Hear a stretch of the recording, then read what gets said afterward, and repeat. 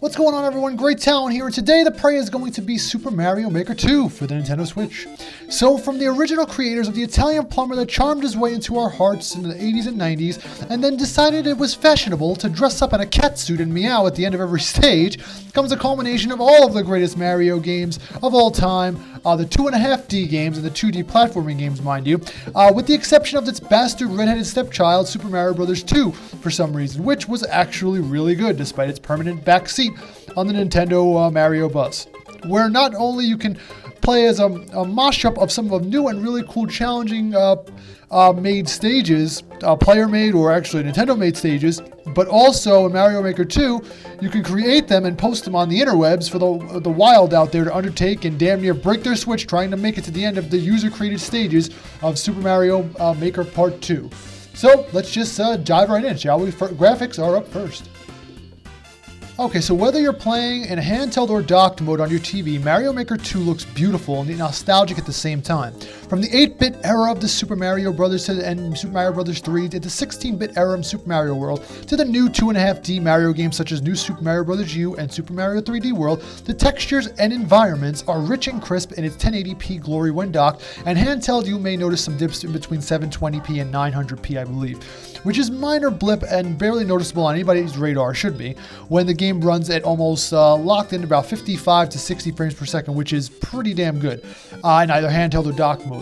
I did experience some random app crashes, like one or two, but that was only most likely because of me having to restart levels over and over and over again during one of the more challenging courses in the story mode. Besides that, Mario and friends are all polished to the brims and bringing their A games in the eye candy department. Backdrops and on various courses are bursting with life in the 2.5D Mario levels, and even with the older 16-bit titles, you can add your own effects to find stages that have like fireworks, sound effects, and cheers, crowd cheering and blaring as you make your way through the level, and truly bring the platforming to life like never been done before. Next up in the gameplay and control department, vintage Mario platforming here all around from whichever generation you're looking to create or partake in play. The king of platformers returns, but this time around you can dip your hand into the take part in the crafting part of Mario to run through as you see fit, which really unlocks near infinite possibilities in regards to how diversified the courses can be.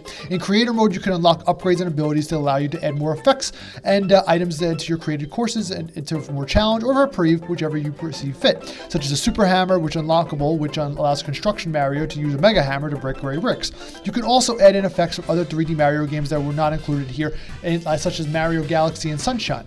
You can add, for example, I was doing a zero gravity course while flying high in moon-like stages, which was wicked cool, and had Mario Galaxy music playing in the background. I even played some levels that featured other music and contraptions from other Nintendo games, such as Metroid and Legend of Zelda, it's ridiculous. I was playing one level that had a Kokiri Forest theme from Zelda in the background. It was nuts.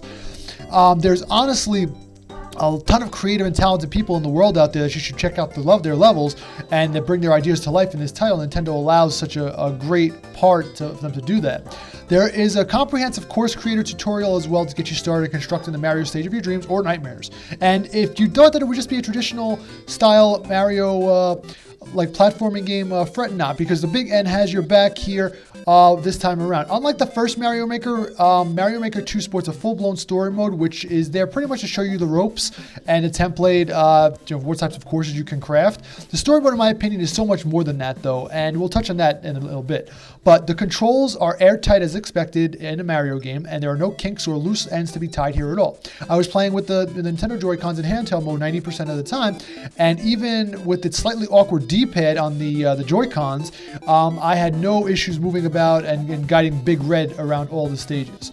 All of Mario's Kavits return as well, depending on which Mario skin you're donning. For example, in Super Mario Bros. 3, you gain the ability to attack enemies with the Tanuki by pressing Y, and in New Super Mario Bros. U or 3D World, you can actually wall slide or wall jump and ground pound as well, just as you would be able to in the full versions of those said games, which I find amazing in itself and manages to keep Mario fresh and yet familiar even after 30 plus years of being in our lives. In the first Mario Maker in 2015 released on the Wii U, there was no story mode present and kept me away from it, as it appeared to me as Mario Maker Minecraft game of sorts, where you have to be always online, either downloading new courses or trying them out online. And if you know me by now, I'm a big story mode kind of fella. And I like to see the developer take an extra step to at least try to add a single-player mode. In Mario Maker 2, it not only sports a story mode, but it does so in such a way that is reminiscent in the glory days of Mario Brothers, such as the Super Nintendo era, holstering over 100 courses and secret levels to discover and leaves you always coming back for more. The story is as simple as it is charming too. You're just finishing renovating Princess Peach's castle when all of a sudden a Nintendo comes out of nowhere. I guess it's a Nintendo. Comes out of nowhere and hits the TNT switch and blows the entire castle to rubble. And Mario and his crew of merry toadstools are forced to rebuild it from scratch. A simple premise that happens to work lovely here. And your goal is to collect coins as currency to construct various parts of the castle, from the walls to roofs to halls and even stained glass. And after you finish the 50 plus courses of story mode to afford the final level to fight Meowser, Big Bowser Kitty, there's another 50 plus courses that still await. The courses themselves are a smorgasbord of all types of Mario levels mixed together to formulate different challenges and obstacles that range from easy to difficult and are rated from 1 to 4-star scale, but are never impossible to undertake, as your bro Luigi will help you out if you get into a jam. If you die more than 2 times in a row, he'll drop power-ups to allow you to drop in craftable items and like POW blocks and whatever to just drop in and use it to get you guys way through the level. It's a neat option, and for people with limited time who just want to take a break from the birds who just don't want to break their Joy-Cons for the 5th time around in a childish rage.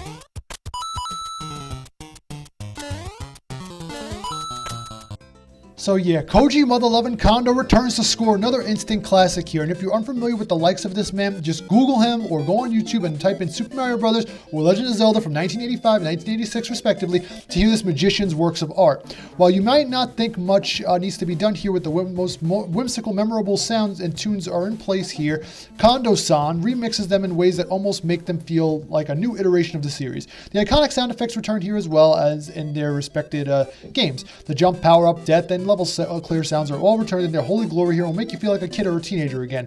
Nostalgia wins, folks, always and every time, especially in the form of sound and music. Now for replay value. I beat this game well over a week ago and I'm still playing it to date. If not for the story courses, then the infinite amount of user-created content in the course world online. The amount of imaginative people out there is quite wondrous and damn near unlimited. Each day you can check out the hot or popular courses of the day to see what craze or flavor of the day is going on, or just to go see what new courses are around. Or if you feel inspired enough, try to create some of the courses of your own to share with the masses. Either way, between that and story mode, you're looking for anywhere between 12 to infinite hours of pure joy here that only ends when you decide. Alright, now for my overall score. Drumroll please. 9.5 out of 10. The only thing that halts Mario Maker 2 from being a perfect 10 out of 10 is its lack of inclusion of Super Mario Bros. 2, the ugly duckling of the series that gets hate for no damn reason other than being Super Mario Bros. 2. Or should I say a clone of Doki Doki Panic? You know what? Maybe that's why Nintendo is so ashamed of Super Mario Bros. 2. Because it's not a truly original idea, but an idea cut and pasted from another title that existed prior to its release. Oh well, one does hope to see Super Mario Bros. 2 included in Mario Maker 3 when on the next Nintendo console or another Switch game down the line. In the years to come. But I am putting Mario Maker 2 in my top 5 Mario games of all time, right up there with my number 1, next to my number 1 Super Mario World on the Super Nintendo. Yes, it is the definitive Mario Brothers platforming experience and should not be missed by any fan of the big bad Idraulico Rossa di Italiano. Red Italian plumber. My Italian got out there. That has, and it continues to bring smiles to all of our faces over 3 decades after its initial debut. So, what do you guys think of my review? If you like it, why not like and subscribe? I'll be doing a ton more like this. My reviews keep coming. They do not stop. My gameplay Let's Plays are sporadic, I know. And I'm going to be getting back to my top list and my weekly series, I hope, soon. But On that note, I'm going to leave you guys. Hope you guys have a great day, night, and life. Thanks for stopping by, and I will catch you on the next one. Have a great day.